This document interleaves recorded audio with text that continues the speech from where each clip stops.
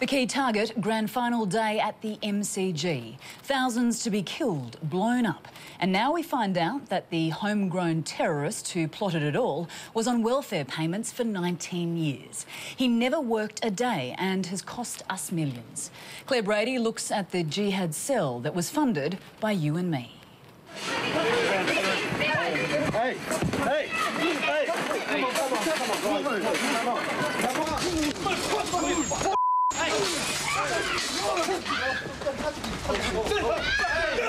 This is what they think of us, a law unto themselves outside Melbourne's courts. With charges laid, Australia was about to discover what Muslim cleric Abdul Benbrika had in store for us. Anyone who fights for the sake of Allah, when he dies, the first drop of blood that comes from him out, all his sin will be forgiven.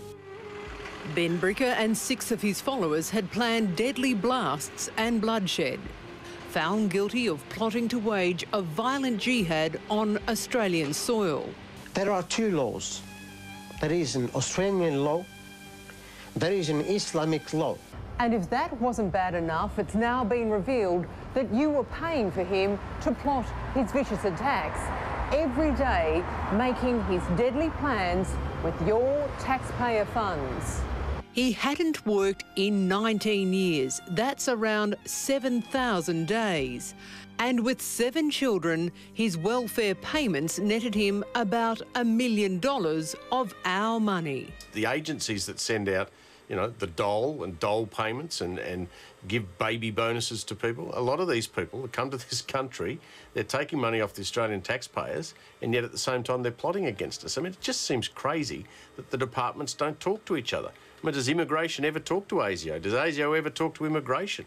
Is there not a list of these people and that overstay their visas? Radio broadcaster Steve Price let fly. I think the Australian government needs to get more serious about terrorism. They end up living off the Australian taxpayers because that's what a lot of these people do. Not only were we paying him and his family, but he shouldn't have been on our shores. Benbrika was an illegal immigrant ordered out of Australia 3 times, in 1990, 94 and 95. He was told to get out, go home to Algeria. But instead he fell off the immigration radar, married a Muslim Australian and won an appeal to call Australia home, and kept on plotting to destroy our way of life, comforted in the fact we were funding it all. I'm not involved in anything here. I am teaching my brothers here the Quran and the Sunnah. Secretly, his job was to kill thousands of us, even testing the strength of bombs in the Australian bush. Bill Kelly is now retired from Victoria Police.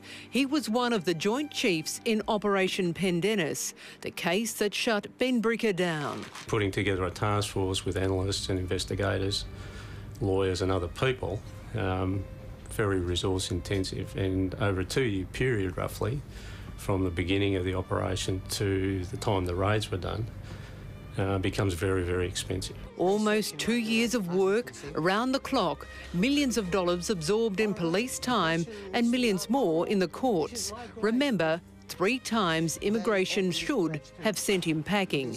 They never did. Nothing came to light until such time as we knew about issues for Pendennis.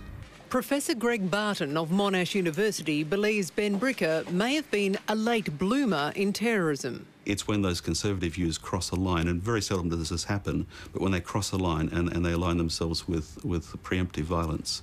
And in Benbrika's case, that seemed to happen well after the whole immigration issue was over. Bill Kelly's not that sure. That's not to say that he's a person that didn't think about it all of the time. I mean, he's probably a person that, if he was of that persuasion, has chosen his opportunity and his timing.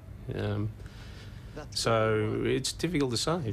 But for Steve Price, it's simple. Benbrika, 3 times, they should have thrown him out of the country, and they never did it. And if we think and we sit back now and say, well, we've never had a terrorist attack in Australia, it's never going to happen, we're kidding ourselves. Claire Brady with that investigation. By any standards, Sophie